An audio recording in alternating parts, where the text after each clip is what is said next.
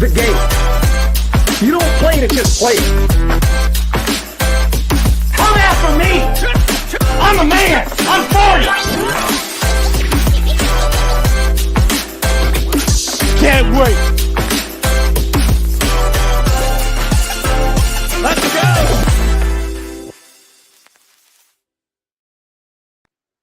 All right, here we are back another Thursday. We are here with the Bases Loaded podcast. Daniel Bear, what's going on? Now, look, I said this is the third week now. It's been crazy. The first week, it was myself and JG. Last week was myself and Aaron. This week, there's a possibility all three of us will be on here together. JG is trying to get on, having some technical issues.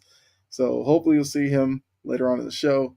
But back on with my guy Aaron from Brutally Honest Sports. Aaron, how you doing? Oh man, I'm happy to be back to back weeks, And yeah, I'm excited to get into some topics. It's been interesting the off season so far, kind of strange, I would say, in some ways, but yeah, I'm definitely excited to get into it and just talk. Talk not really ball, but talk ball at the same time. So right, yeah, because I mean it's the period where you can start thinking spring training somewhat around the corner, but it's still far enough away where it's like you don't want to get your hopes up too far yet. Like it's still a good amount of time in between, but luckily we still have free agency going on. And I did hear like somebody talking about the free agency period and like the signing period that's going on. And I heard somebody throw out there that what if baseball put like a cap on free agency and made it that like signings had to be done by like December 31st. So that way, you don't have to worry about you didn't have to worry about like a guy like Ohtani trying to drag the process out, or like a Yamamoto or something like that. I mean, would you be in favor of baseball implementing something like that, or do you kind of like it the way it is right now?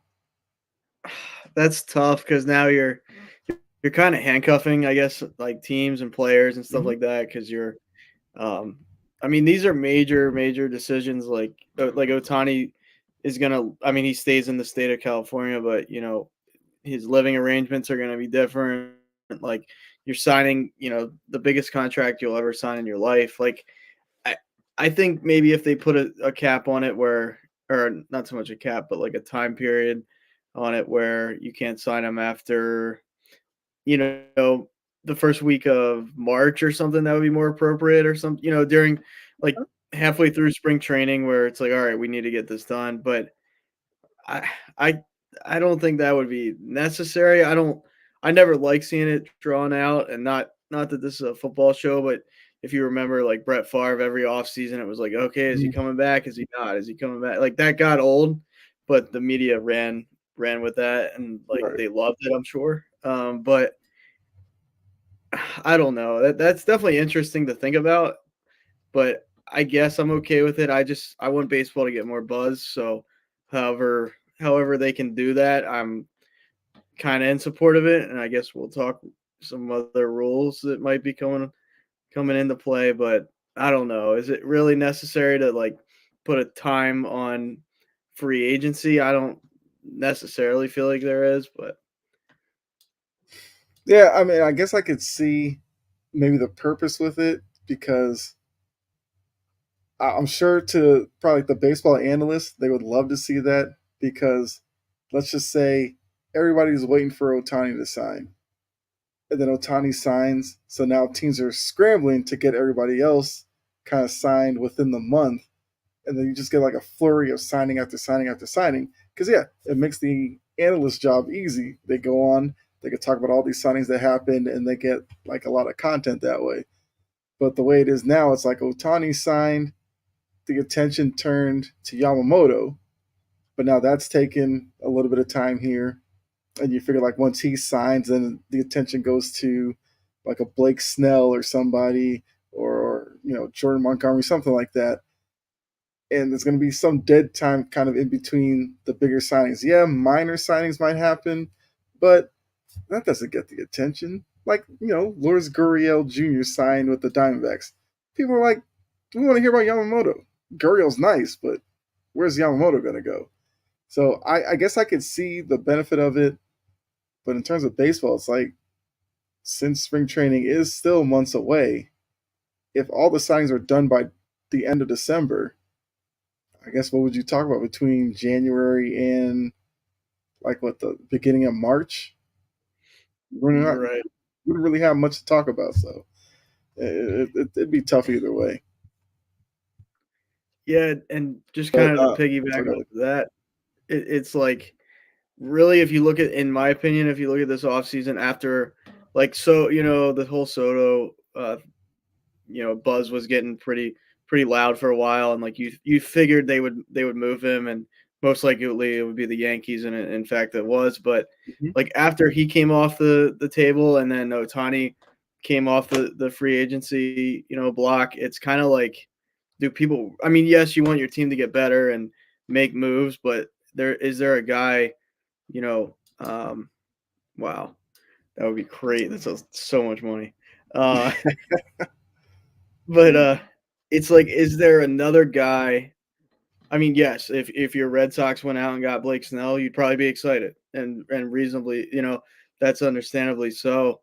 But like, there isn't another guy to me in this class, like this free agency class, that's like groundbreaking. Like, Mhm. you know, that's the only thing. Like, yes, I want to see where all these guys go, and Yamamoto is definitely the next biggest, of course.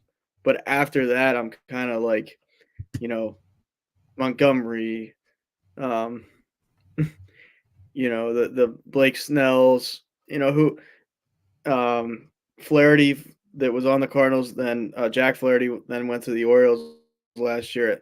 He's like, not that he's a big name, but he's gone. Like, he moved on. Mhm. So it's like, who's the next after Yamamoto? Is there really another guy that you're like excited about? I would say.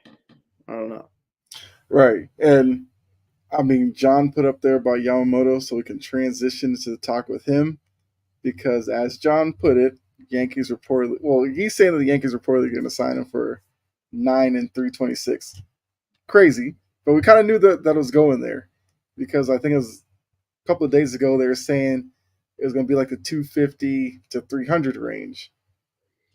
So 326 would just mean that there's probably a couple of teams that were within there, and so I had to go a little bit over to get him. If it is the Yankees, once it's official, we'll see.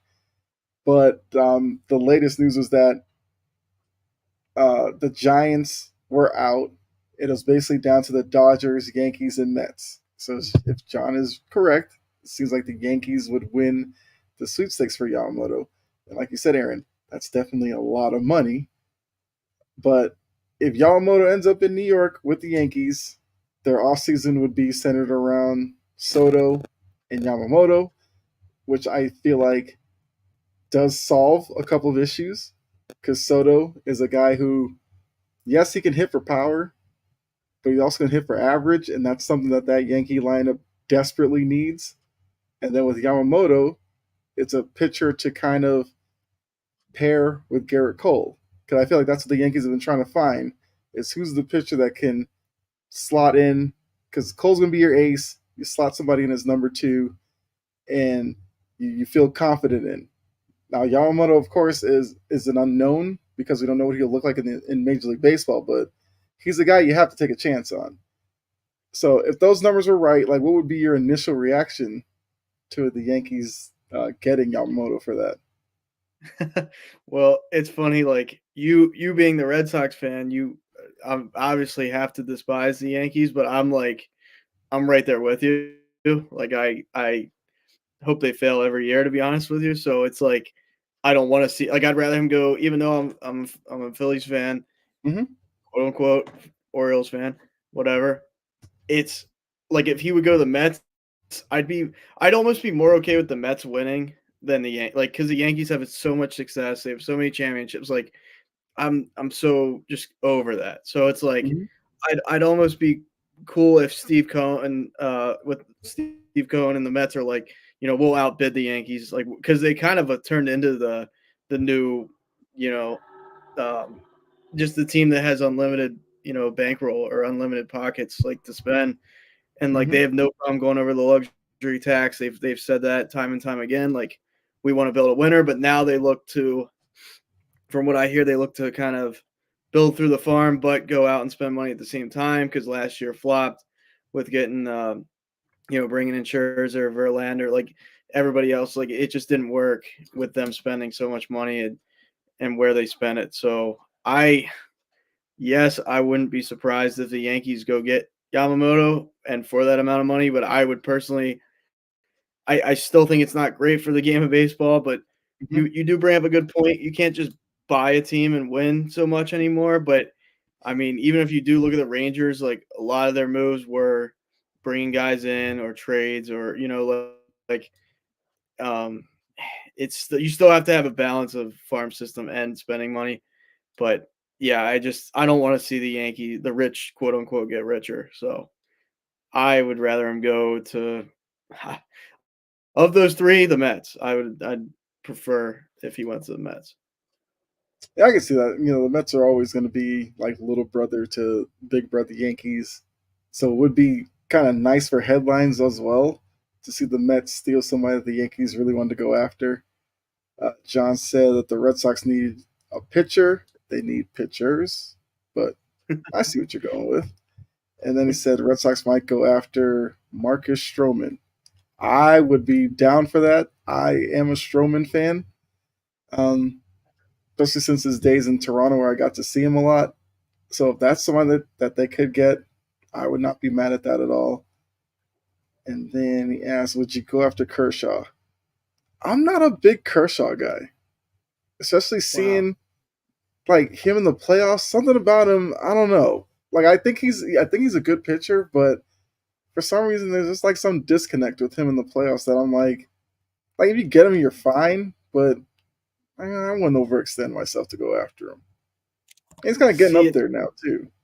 that's what I was thinking. Like I remember there were all these reports out that like this is his last year and Yeah. this and that and like I if I'm the Red Sox, like bringing him in because he's a lifelong Dodger. Like I'm not gonna say he wouldn't be as good, but it kind of, and I know Chris Sale's a totally different situation, Hmm.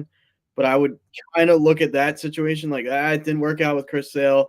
I don't want to bring in a guy that's 35 and has a ton of miles on that arm. Like I'd stay clear personally. I wouldn't go out because he's going to command a whole lot of money regardless. So I'd much rather try and go with Stroman nine times out of 10. Like I do like Kershaw. I think he's crazy. He's been just dominant at times, a lot in his career. But like Stroman's a little underrated. Yeah, he's kind of Yeah. a fireball, but he's a guy that can go out there and give you a complete game. Like you never know, he can go out there and just dust everybody. So I like the upside on Stroman. Kershaw, you kind of know what you're getting at this point, but I'm not a fan of going out and getting a pitcher that has a million miles on him, like Scherzer, even Verlander. It's like how I don't like. Yes, they're dominant, but you're rolling the dice on any pitcher. But I would avoid guys over like Kershaw's 35. That would be like I don't know. He's pitched a long time. Hmm. Yeah. Um, I mean, Degrom is like another thing where the injury history with him. Like these are guys like if you're getting them on like a 1 year deal, not a lot of money. Sure, you roll the dice, you see what happens. But in terms of Degrom, like a couple of years ago, Degrom would be a guy you would set plans aside to try and go after. Whereas now it's like you strike out on all the big names, and then you look around, you're like, oh wait, Degrom's still out there. Why not try? Because the Red Sox tried that with Corey Kluber, didn't work. I thought They, that would work. I really I, did I think did that. too. I loved the Corey Kluber signing, and as we found out, that odometer is a little high, and it's just not built for this anymore. Like you got to park that car in the lot and just leave it there. So, yeah, these pitchers are definitely tough to gauge. Under the radar pitcher could be Josh Hader. Yeah, I mean, I assume he's probably going to get moved at some point. But uh, I mean, looking at free agents, because I do have the top 10 here, so we can talk about that since we're kind of transitioning that way. And John brought that up. Hader is number 9 on the free agent list. So looking at the one, obviously with Shohei Ohtani, we know he's with the Dodgers. Yamamoto is 2. Seems like that's going to end pretty soon. Aaron Nola re-signed with the Phillies. So now your best remaining free agents are Blake Snell, Cody Bellinger, who I think we talked about like 2 weeks ago, Jordan Montgomery, who isn't getting a lot of buzz, Matt Chapman, who's like a great third baseman, kind of do it all, and then Josh Hader, because the other names are Sonny Gray, who's with the Cardinals, and then Jung Hoo Lee signed with the Giants. I think the Giants said he'll hit leadoff. Pretty interesting. But yeah, so looking at the remaining free agents, with Hader being on there, Chapman, Montgomery, Bellinger, and Snell. I mean, who would you say is like the pick of that litter? I guess obviously it goes by what your team needs. Like if you Right. need like Matt Chapman is I didn't know he was a free agent. Like that is pretty significant. I mean, when the Rockies plunged on Chris Bryant, I was like, man, that's a mistake. Like I don't understand why they unloaded the checkbook on Chris Bryant. Like that's not like he's not a bad player, and like he was good before getting there. Like he had that crazy run with the Giants in the postseason, but like they absolutely shelled out, and they have no pitching. And then ever since he's been there, he's been like not on the field more than he's been on the field because of injury. And you can't predict that. I understand that, but like I think Matt Chapman's like head and shoulders above probably Chris Bryant, can like on a consistent basis, like year in and year out.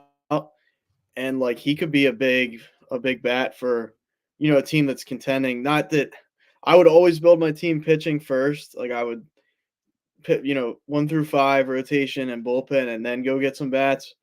Um, just because I do think great pitching beats great hitting most of the time. But yeah, I mean Josh Hader, that's definitely an interesting one. He has been very dominant at times in his career. And who else? You said Matt Chapman, Josh Hader, Jordan Montgomery, Blake Yamamoto, Snell, Blake Snell, and Blake Snell, yeah. Cody Bellinger, yeah. Cody Bellinger, Montgomery, I feel yeah, like doesn't get any type of buzz right now. I think that's kind of Montgomery, because yeah. No, the Yankees, he pitched there, struggled, and I think a lot of people thought that he wasn't that good. Gets to Texas, remade obviously his value by being a World Series winner. So I guess that's going to be like once Yamamoto is gone, you'll start hearing more about those guys. I have some more free agents as well, just to well, kind of. yeah, and Oh, if you look at that Montgomery, like the Yankees unloaded him to St. Louis at first for Bader. Like that was an awful trade for them. Like because as good as Bader can be, he was never. That's the thing about the Yankees that makes like zero sense to me is like they plunge on guys that have long list of injury mhm. history. Like Rodon's been injured a good bit. They go get him. They go get Harrison Bader injured all the time. Stanton, I don't think was injured nearly as much. And just for whatever reason, it hasn't like he just can't stay on the field for them. But yeah, that Montgomery trade, like yeah, they probably thought we don't have that much in Montgomery, but if they could have developed him, like I think see Nestor Cortez to me he was a flash in the pan. Like he had one good year. I think he's more so average to below average overall. Like I don't think he'll ever Yeah. get back to that crazy year he had. So I don't know. It's Montgomery should definitely command some money in this offseason because I don't think there's that many good pitchers. Like Blake Snell, I've always been a little bit on the side of like Blake Snell's not as good as I think people give him credit for. Mhm. He's good, but I'd almost go with Montgomery right now because I'm like, I've seen him do it in the postseason. Like, I don't know. I have a little bit more trust there. But Mhm. other than that, I mean, unless a team would go out and get all the like Matt Chapman, Snell, Montgomery, like you're kind of just gonna pick and choose and I guess just try and make the best move. Do you think the Red Sox will go for any of those guys like heavy or are they more so just I mean, out of the guys in the top 10, best bet might be Jordan Montgomery. But John bringing up Marcus Stroman, I would love to see them get Marcus Stroman. Like, he's a guy I absolutely root for because he is kind of in the next group of free agents where they had like Eduardo Rodriguez who went to the Diamondbacks, although there was some talk that the Red Sox might bring him back. I was see, I kind of like him. Yeah. I mean, kind of depends on what you're expecting from him. I don't think he's a Mhm. top of the rotation type of guy, but if he's your 3 starter, I think the value's there for him. So they have Stroman, Tim Anderson, who I don't know what happened to that guy. Kershaw He is needs on out here. of that. Yeah, that's what I think it is. At this point, get him out of Chicago, and hopefully you can revive his career. Kershaw is on here. I mean, he's 36. I'm just worried about that. Gurriel, who signed with the Diamondbacks, Teoscar Hernandez, Seth Lugo, Michael Waka. I would have I hated when the Red Sox kind of didn't re-sign him. He's with the Royals, who the Royals are under the radar like spending money this offseason. It Kind of makes crazy. no sense to me. Yeah. who, I think they got Flaherty from the Orioles. I think I could be wrong, or he went. I can look Yeah, that up. because I know Kyle they Gibson got went to the Cardinals. yeah. Yeah, I know they also signed like Renfro and yeah, that's who it was. Yeah, I know they made like 3 or 4 moves that were like yeah, and it's just like what's going on in Kansas City? They must. they're I guess getting they're feeling impatient. They're like, themselves we this just year. You got what Giolito on here, Candelario, who is with the Reds, Jorge Soler. I mean, if you just want a guy who can hit home runs, Jorge Soler is a pretty good guy to go get. Reese Hoskins, Robert Stevenson, Mitch oh yeah, Garver. Rhys Hoskins. He's definitely not coming back to the Phillies because Harper now is taking first base from him. So and Yeah. Schwarber is never gonna play left field again. I mean, I pray that he never plays left field again. He is the worst fielder in baseball. So I mean, that's the thing with Schwarber. It's like his bat is so good. You have to find a spot for him in the lineup. But obviously, you'd want him to be a DH. But because of like Harper and the injuries and everything or whatever, if DH is full, it is a hard like find to put him on the field. The Red Sox went through that when he was hitting home run after home run, but then we had to play in the field. They tried him everywhere to the point where they put him at first, and he was decent. But that's only because that limits how much ground he has to cover. Because I get scared 100%. anytime I see a fly ball going Schwarber's way. it's brutal. Yeah, It's and like I'm not even though I do love the Phillies. I'm not the biggest Schwarber fan because like I don't like these guys that are like all or nothing. Like see Aaron Judge to I me, agree. he can hit damn near 300 and pop all this whole. And I get Aaron Judge is like a special player. Going to Detroit. Yeah, Yeah, that's Flaherty's okay. going to Jack. Detroit. Yeah, Yeah, that's worse than going to Kansas City. But it's like Schwarber. If you watch Schwarber a lot, like he'll just strike out looking like so much, and it's like I get it, man. You're gonna strike out, but the fact you don't even get your bat off your shoulder sometimes, like I just hate. He's a great player, and like I think he's a good like locker room guy, but sometimes like if he didn't walk as much as he did, I don't know if he'd exactly be worth the money because yes, he hits all those home runs, but he hits for like a terrible average. He can't play any field, any position in the field, so he is limited to DH at this point. And like, yeah, if he didn't, he does walk a good bit for as many times as he strikes out because I think he hit like a buck 80 something, but he had a great on base percentage. So that kind of balances out. But he's a frustrating, in my opinion. Like, yes, I should be grateful he hits all those home runs, but Mhm. he's kind of frustrating at the same time to me. No, I can see that. I definitely agree with that. It's kind of like this modern era of baseball has turned into kind of a focus on the home run, where we're having guys who can, yeah, they'll hit like 50 home runs, but they'll also strike out like 200 times, and teams won't care because they'll look at it as, well, the 50 home runs is pretty good. But it's like, yeah, you'd also like to have them on base when he doesn't hit a home run because, like, I don't know. I don't get why some teams kind of gravitate towards lineups like that. I mean, look, the Yankees are kind of built that way, where they had a bunch of guys who hit low 200s but had power. So, and they felt like, well, because of the ballpark we were in, we'll dominate that way. Well, no, because if you go up against good pitchers who know how to pitch against those guys, your offense completely stalls. And I mean, Schwarber's a guy who better be glad baseball went to universal DH. Without Hmm. that, he'd be limited on where he could play. He'd have to be in the American League for sure. Because yeah, I think that was a blessing in disguise. Well, I don't know about you, but I was like, they should always have the DH. Like, I hated Yeah, seeing pitchers hit. mhm. And yeah, like the Phillies would never ever. I mean, I shouldn't say that because they tried him. They had him in left field. I would say occasionally last season, and like, oh my goodness, like it's just he can barely get the ball in from the outfield. Like it's just he'll like kind of rainbow it in, and I'm like, man, he's a defensive liability for sure, Mhm. without a doubt. Yeah, for him, ballpark would matter because once again, the Red Sox, they had Manny Ramirez, who's not the best outfielder, but luckily they put him in left where it was a really small field to cover. And Manny actually became a really good left fielder at Fenway because all he had to really learn was how to play it off the wall. So once he And he figured had out an those arm angles, still, like he had right? a can.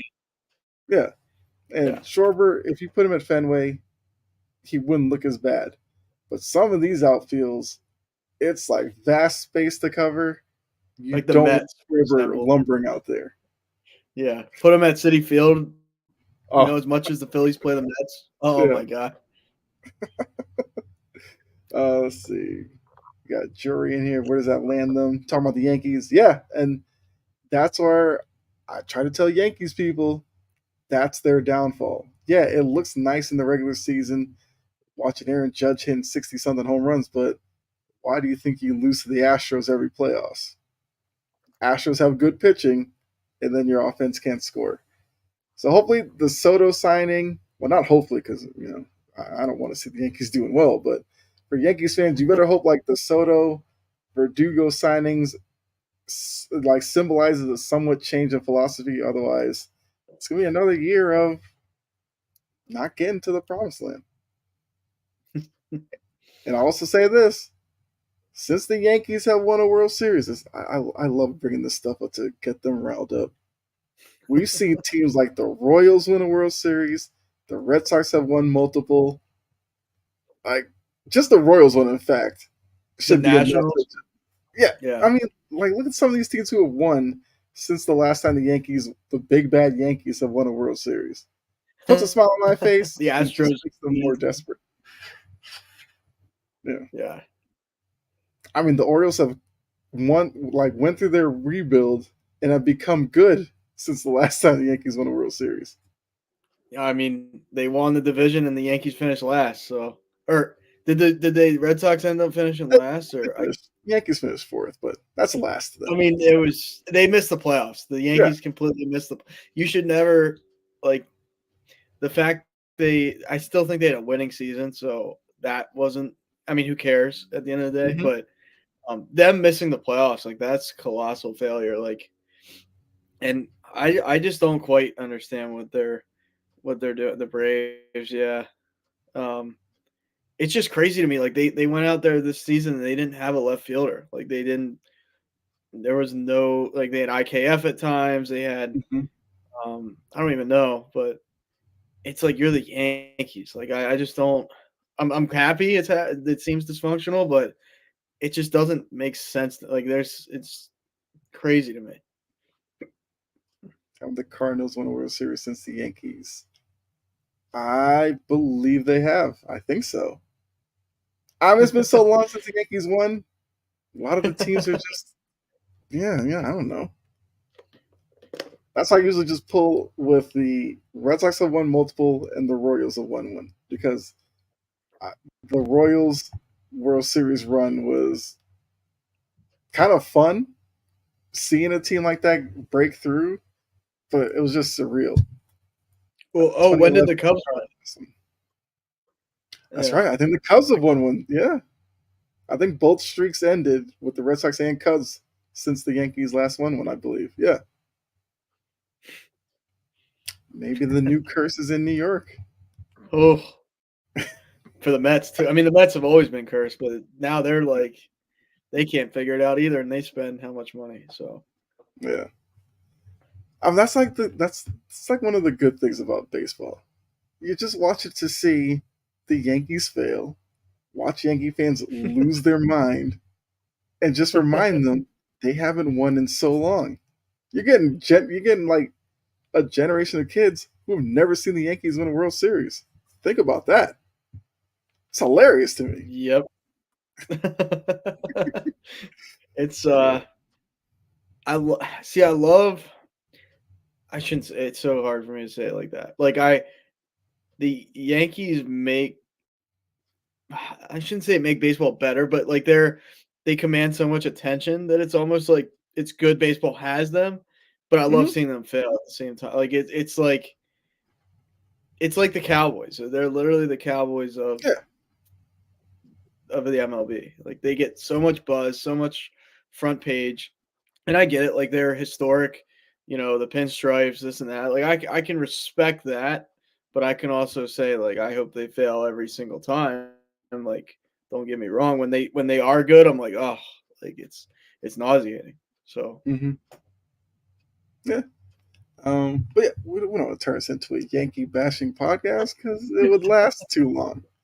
We'll get in trouble, yeah, so it's all good. All right, so we talk about the free agents. Let's talk about these new rules for baseball. So, I guess if you're a baseball purist, you'll have to let me know what you think about these. If you're new or trying to get into baseball, maybe these rules might make you check it out. But the pitching changes. So now, when a new pitcher arrives on the warning track with less than 2 minutes left on the inning break clock, a lot of words there, it's going to reset to 2 minutes instead of 2:15. So they're trying to get it in and out of the break in between innings faster. Fine. They've changed the mound visit rule, where last season you're allowed 5 mound visits. This season, it'll be 4, with one exception that if it's the 9th inning and the defensive team is out of visits at the end of the 8th, I believe they get like 1 for the 9th. Fine. That's not too groundbreaking. Defensive players won't be required to visit the mound to signal for a mound visit anymore. I mean, nobody cares about that, really. All right, so the requirements under the 3-batter minimum rule: pitchers sent to warm up for an inning will be mandated to face at least 1 batter. Oh, okay. If they warm up at all, that's a little confusing, yeah. So right? apparently, if they warm up, so I guess if they're sent to the bullpen during an inning to warm up, they now have to come in to at least face a batter. That's and a apparently little weird. Baseball reviewed it. They found 24 instances last season of pitchers warming up between innings and being replaced before throwing a pitch. What's it really? I guess if you warm up, you have to come into the game now.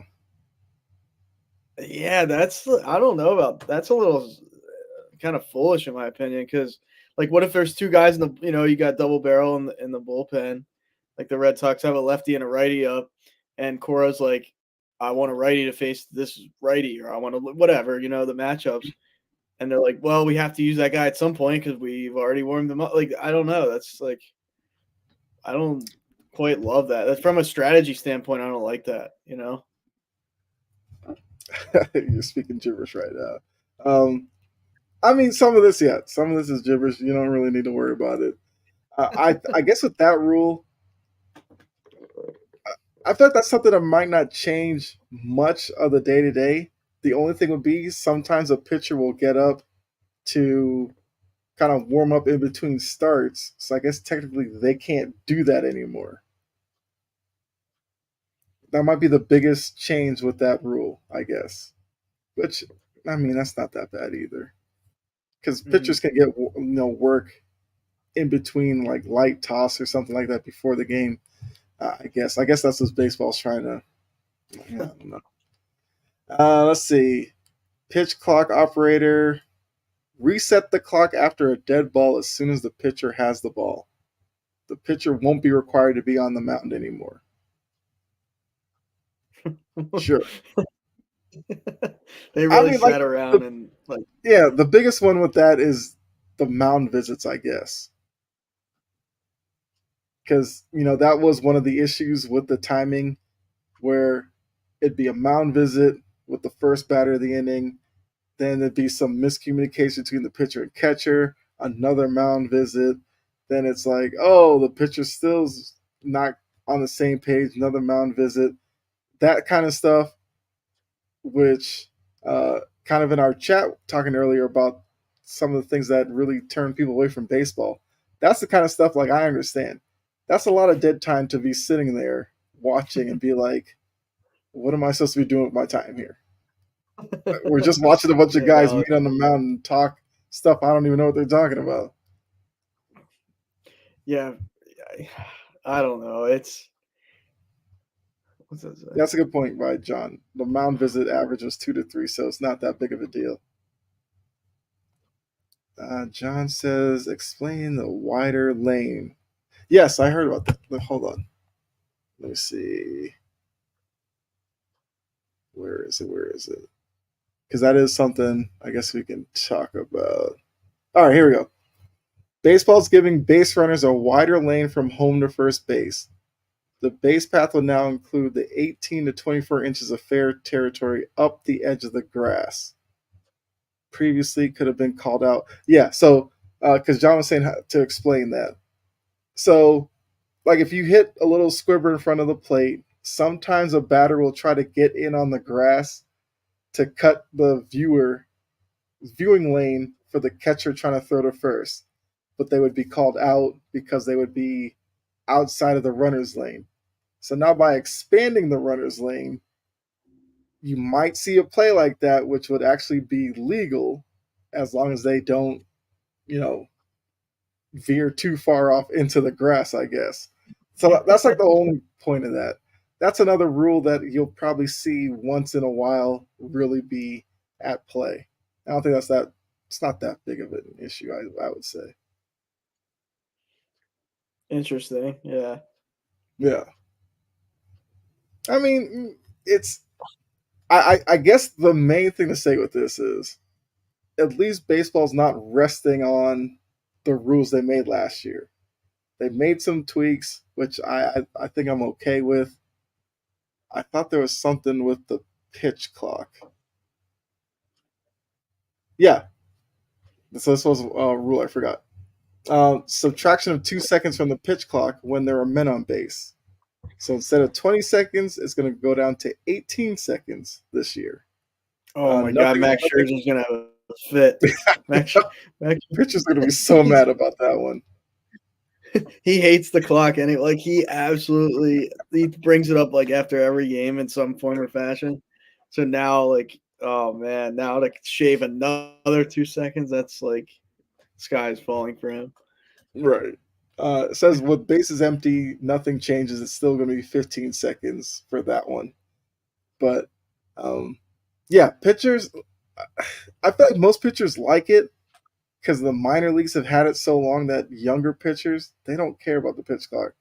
But yeah, the grizzled vet that loves time wasting and playing those mind games with base runners. Hate it. But it's just like, get over it. Like, if you're a great pitcher, who cares if there's a guy on base? You can still play the games.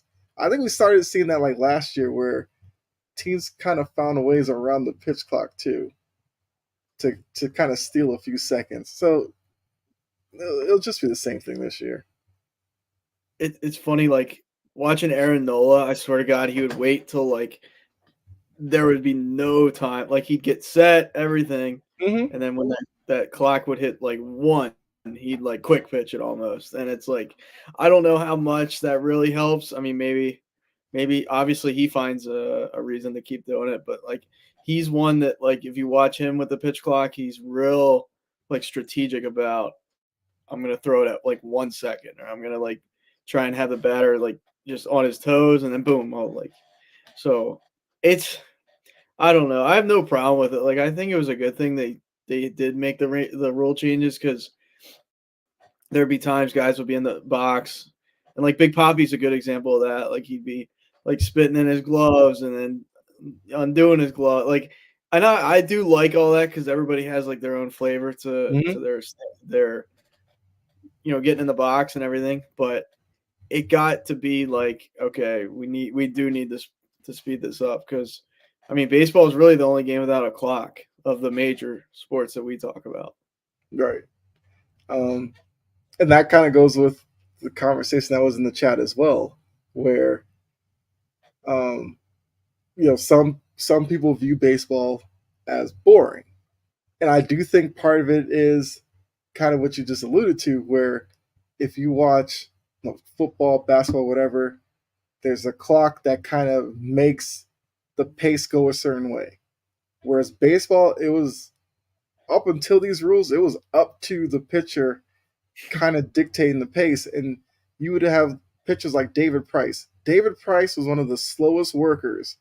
So if you knew he was starting and he went like deep into the ball game, you're going to be there like 4 hours. And I feel like for the average baseball fan, especially if you're not in the park, that's a long time to dedicate sitting in front of the TV to watch a game. Like Mark Burley or whatever, he'd pitch. It'd be like a 2 hour game. You loved him for it. I wish every pitching rotation had 5 Mark Burleys. Great, it'd be great product, but we just don't get that.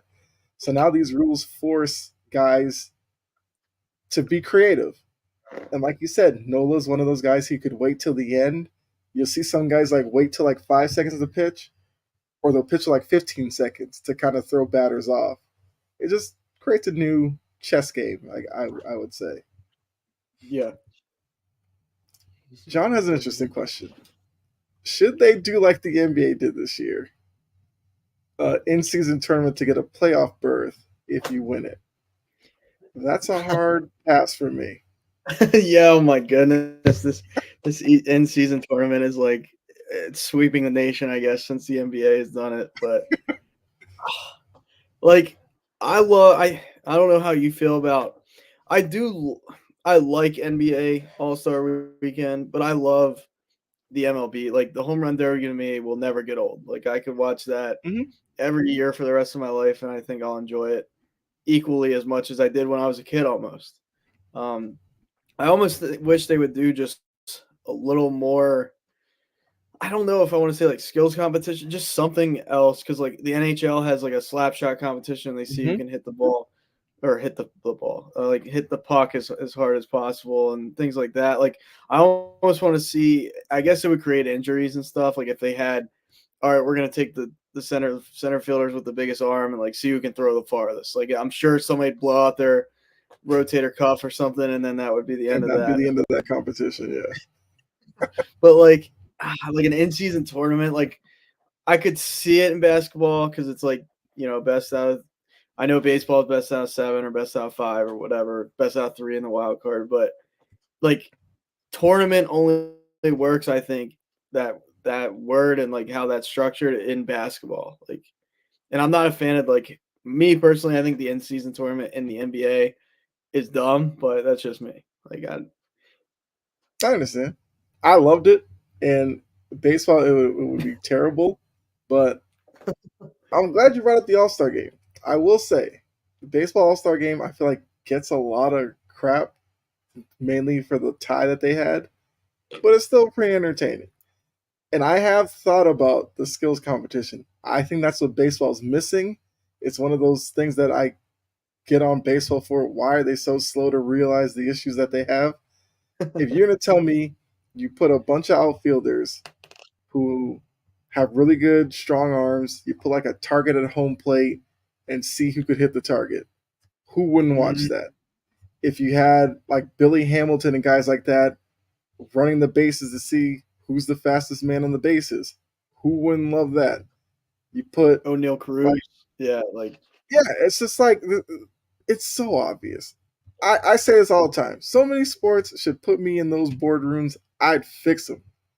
Like another thing, you take your best pitchers, you put like a little strike zone up, have them hitting targets to knock out like 9 windows to test like their ability to throw strikes. Like it's all right there. What are we doing? I don't something. know why they Yeah, won't just do it. give us something else. Yeah. Like, I don't know. I guess they'd probably have to take the kids off the field, but I almost want to see like a home run or something with aluminum bats. Like, give like like Pete Alonso, put him up Mhm. there with an aluminum bat, see if he can hit it 750 feet. Like, why not? Like, I don't.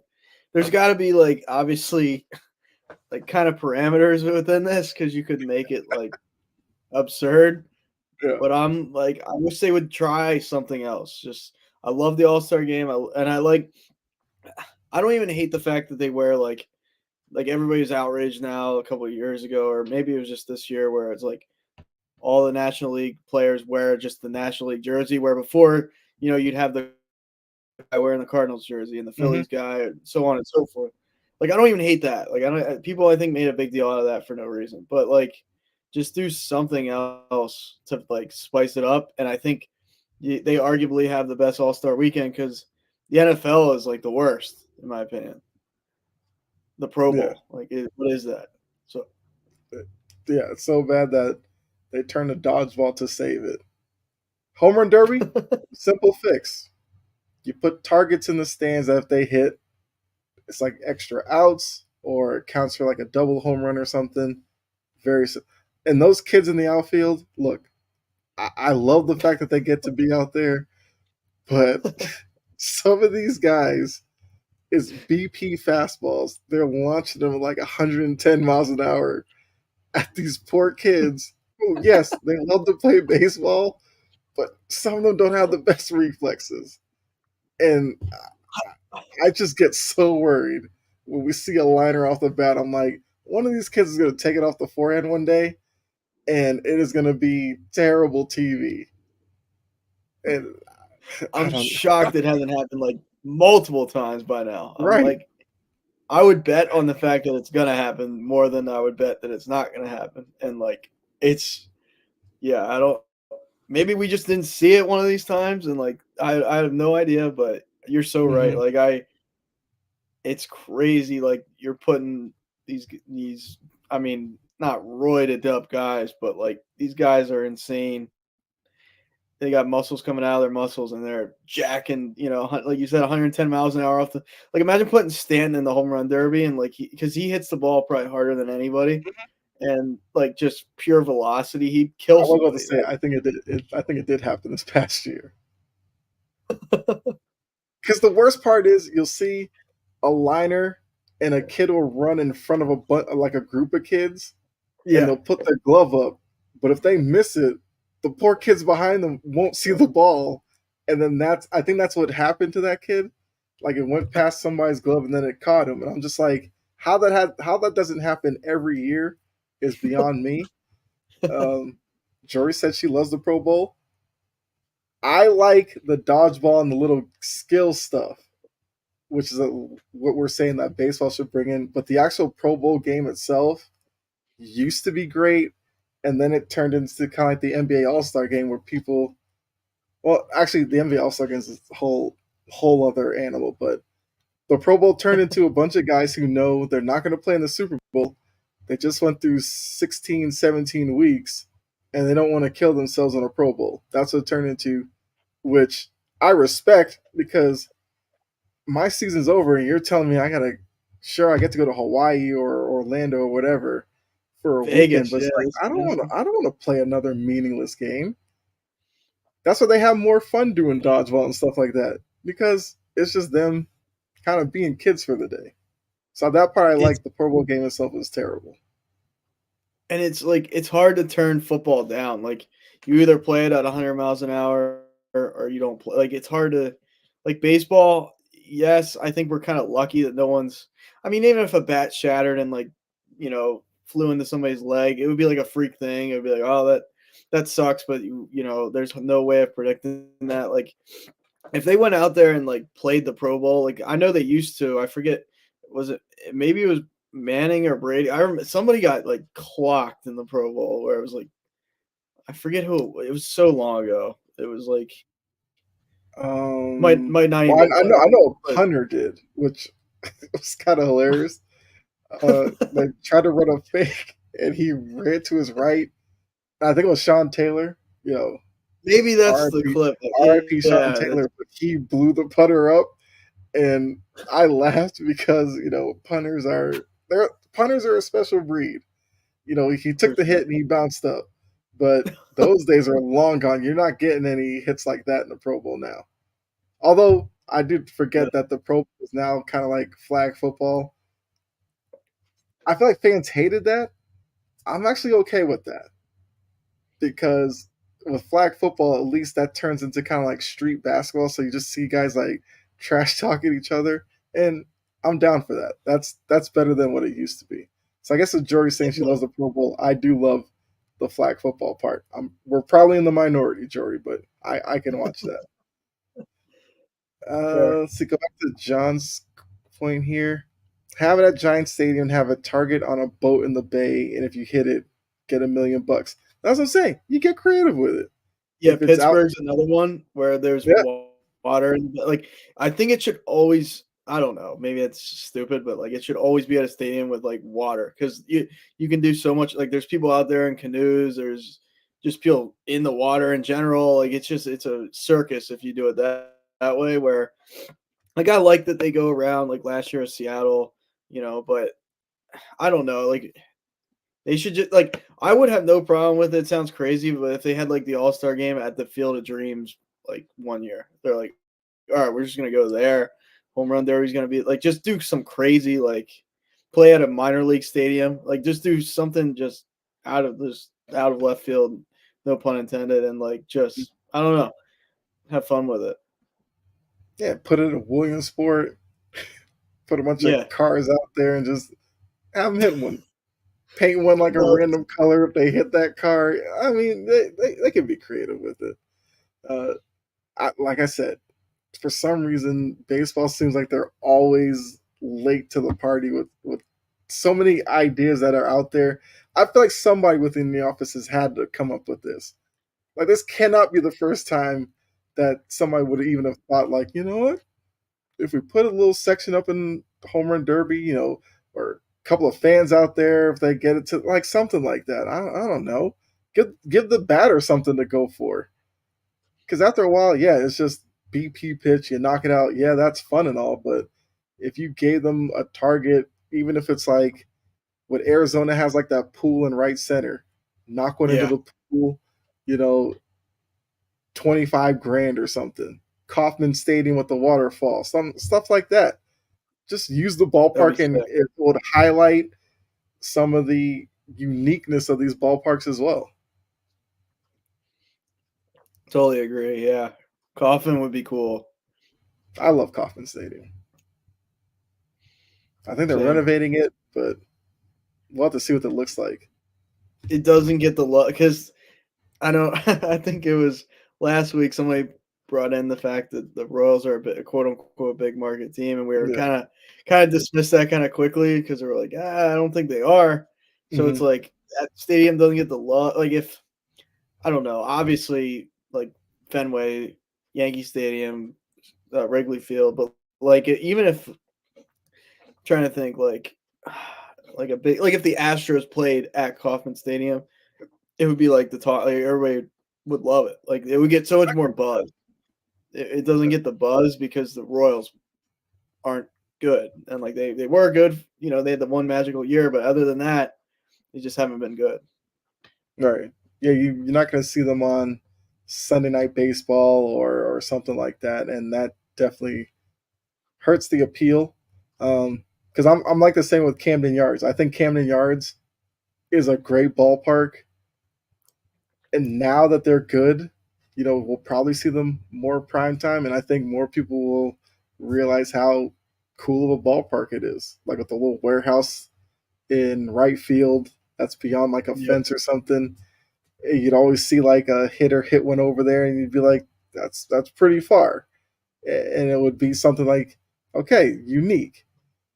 That's those things like that are always cool. Like Coors Field because the altitude is kind of unique, and it's also like a pretty ballpark as well. It's not like a terrible ballpark. It's not like Tampa The Bay. ball jumps off the ball there. Yeah. Like the Brewer, like they should never have an All-Star game at the Brewers Stadium. Like hopefully there's no Brewers fans in here, but like that stadium to me looks like, oh man, I just don't. It's just Really? it's not pleasing. You know what I mean? It's not nice to look at. I like the fact that the mascot comes down the slide. Like it's a little corny, but I'm cool with that. It's different, but like looking at that stadium, even Toronto, I'm not. I know they did the renovations and stuff, but like it just looks. I don't know what it is. Maybe it just looks like not cheap. That's not the right word, but it just doesn't look. It doesn't look MLB caliber to me. It looks like I got in the same category as like Oakland, where it's like, oh, geez. Like, I mean, the coolest thing about Toronto is like the hotel in center field, which yeah, that is like cool. if you're staying there, one, you got money, and two, I guess it's pretty cool if you look out the window and see a baseball game. That's cool. I guess at night though, like it's just an empty ballpark at night that you're looking out at. Kind of weird cool. if you think about that, but still pretty cool. Yeah. I don't like I don't like turf field. Like I don't like Tampa because it's turf. I don't like Toronto because it's turf. Like that's just me. I mean, everybody, but I hate Tampa because special rules with the catwalks. It's just so dumb. How they didn't think about that when they built that like atrocity is just weird to me. And it happens more than you think too. Like the ball just gets like stuck up there, or like it's just it's weird. It's like the old Minnesota stadium, which was the dome, and you'd see fielders losing it up in the lights in the dome all the time. But at least with that, you'd be like, I guess that's kind of normal. But the fact you have catwalks up there and it's like one is yellow because if it hits that, it's like the foul pole, so that's a home run. Oh, but if it hits that one over there, it's in play, so it could hit that and end up like behind the catcher. But technically, no, I think at that point it's a foul ball because it landed in a foul play, and it's just like, why is this a thing in Major League Baseball? Right. I know Minnesota's that's brutal weather, but they've found a way to like Target Field looks cool. That's another one that's like, maybe it doesn't look like the Camden Yards and PNC and Fenway, but it's a modern stadium. Like, it's different. And like the fact that how long did it take them to get that field? It was like forever they played in that dome. So I don't know. Like Houston's another one where I'm like, I never really liked how Houston's field looks either. Like it's just bizarre to me.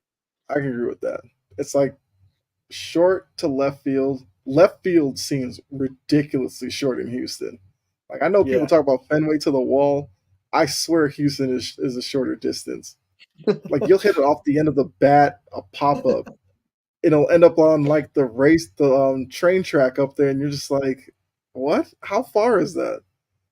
I think there's some cool elements to it, but overall, yeah, Houston is a weird ballpark. It's like Miami with the hump in center field. Why that was ever a design is so dumb to me. Yeah, that hump in center. When they built, I don't even know what they call that, like Sun True. I don't even know. I'm not even gonna guess. The Miami one. When they first built that, I was like, that is sick. Like it was like bright neon. It looked like Miami colors. I was like, that is but then like the more and more I watched, like no one goes to those games first of all, so it's just Hmm. there's no like there's no fan base there like right now at least. I mean, if they were winning, I'm sure there would be, but it's just like it lost its appeal to me so quick. Like I don't know what happened, but like now I'll watch the Phillies play in Miami and I'm like, oh man, like it doesn't look right. It's just it's almost like just boring to like that Hmm. stadium. And like when they first built it, I was like, man, this is one of the cool. It just pops off the TV, and now I'm like, I don't know why, what for me changed, but it's just like it doesn't work for me. Yeah. Um, I mean, we're a little past the hour mark. We'll go for a couple minutes over here because we were kind of talking about this before with baseball being in London again to play a series like they've done past couple of years, I think. So John asked, where would you like to see a new park location? He's thrown out Baton Rouge, Mexico City, North Carolina, Nashville. I think we talked about this a couple of weeks ago, but it'd be nice to revisit it. So if you could pick a location for, I guess, a new team or to move a team, what's the location you're picking? Dang, I never thought about like Baton Rouge would be cool. That's definitely interesting for sure. Mexico City for the culture would be absolutely awesome. I think.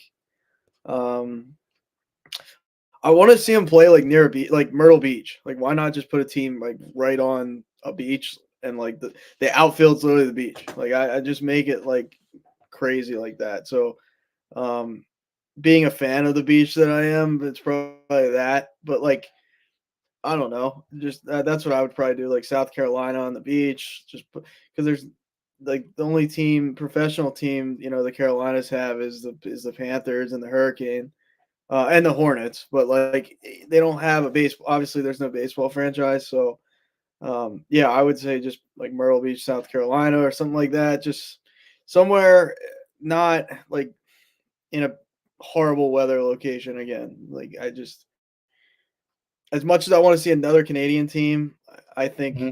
if you'd have to bring two teams in, obviously. So maybe another Canadian team and then one in South Carolina. Okay. I think Mexico City is interesting because if they're gonna do like a London series, I think they play games. I think they played games in Mexico City, but well, Yeah, they done Cuba. I remember that the Cuban series, which was like a big deal for reasons outside of baseball. But kind of like you said, the Hispanic culture has been major part of the success of baseball.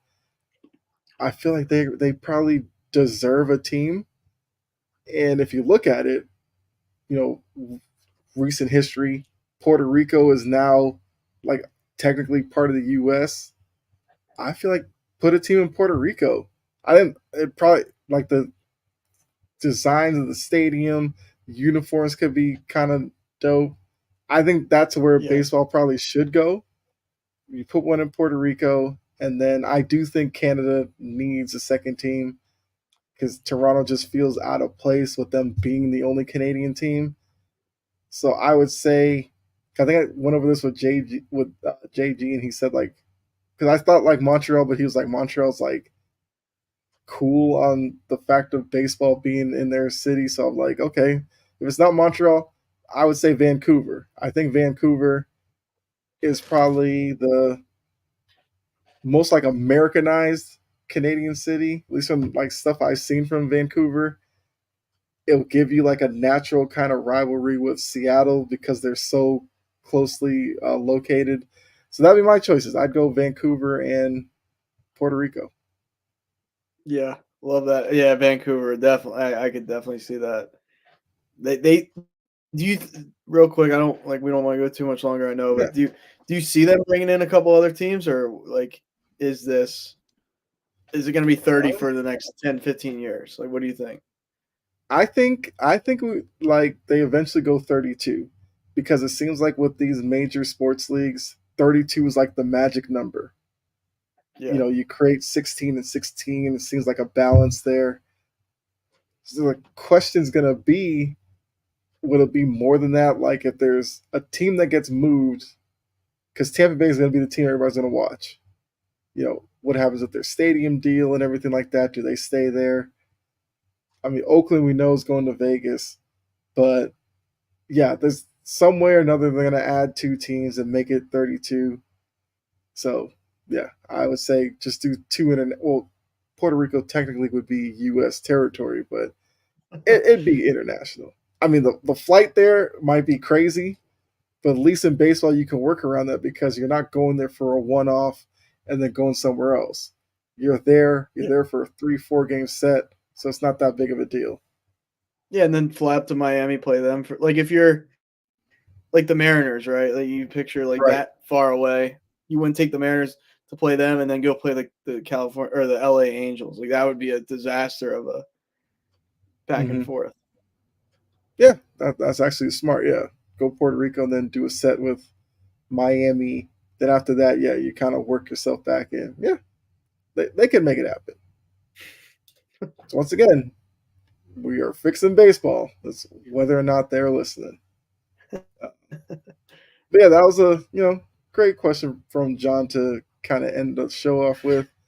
So unfortunately, it looks like JG couldn't get his internet to work, which means the tease will once again be next week. You might see all 3 of us on here at the same time.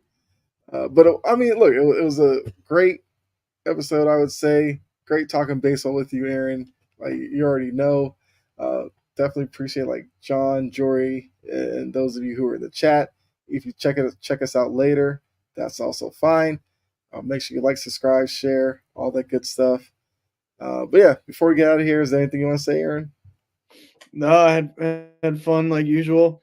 And yeah, we'll see if we can get like the 3-headed monster in here next week and kind of go at it with more topics and maybe even some more sign. I mean, Yamamoto should be. I would think signed That has to by happen. then. Yeah, Maybe before Christmas. I kind of anticipate this weekend, if not tomorrow. So that's what that'll at least be a talking point. But no, it was fun. I love the idea of bringing like I hope they do bring in 2 more teams. Like I do love that idea. It's just a matter of will baseball actually pull the trigger and do it. Right. And we know baseball can be a little slow to be innovative. So, but like I said, Puerto Rico has to happen. I think that would just be just a cool sight, and it'll give them something to kind of call their own. Since they're like newly part of the U.S., you give them a sports team so they kind of really feel like they're part of the U.S. It's only natural. So we'll see if they do it or not. Baseball, jeez.